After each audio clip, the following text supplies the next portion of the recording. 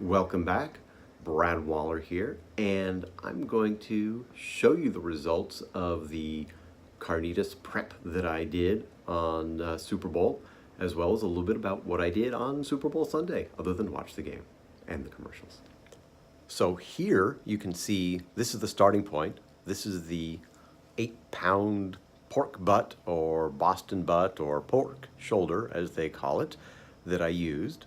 So I cut it in half. I then sliced it into some pieces, used a vacuum sealer and put it into a seal bag with onions, oranges, cinnamon, bay leaves, some salt, some garlic, and then it just sits in the bag. And what I then use is I have a cooler that I use as my water bath. I've adapted it so that I can put my A-Nova into there, set it for 165 degrees for 20 hours. 18 to 24 hours is really all you need. But the nice thing is you can just leave it in there, close it like that, put the lid on it, and the evaporation is not an issue. Otherwise you have to refill it. And then while it cooks, it gives you time to do whatever you want. I was able to do all the yard work, sweeping, mowing, all that kind of stuff, get the yard looking good, go to sleep, wake up really, really early so that I could go to the Redondo Beach Super Bowl 5K, 10K. My wife and I walked the 5K. We've been doing that for many years. She was doing it for years before that.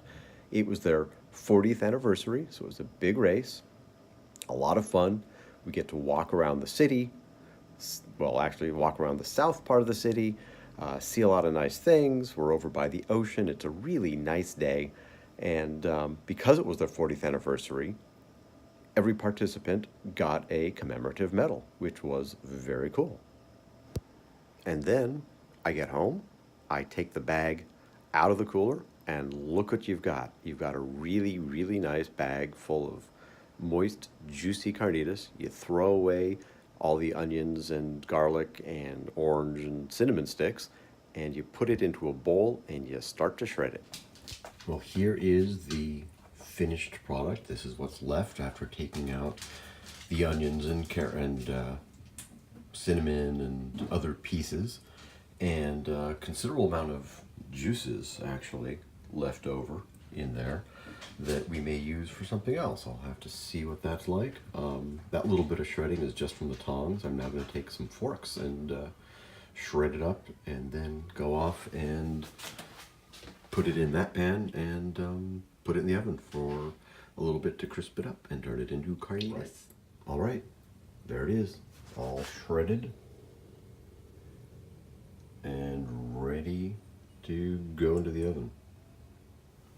Now that it is all shredded on the baking pan, it's time to put it under the broiler for about 10 minutes. So the instructions are, you put it under the broiler at high heat for about 10 minutes, mixing every once in a while so that you can get everything on all sides crispy. Hopefully I'm not moving too much, but since it's a video of food and not me talking, it's kind of boring just to show a picture of it and have it do a Ken Burns effect as it moves.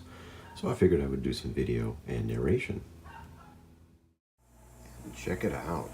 I think it looks done to me.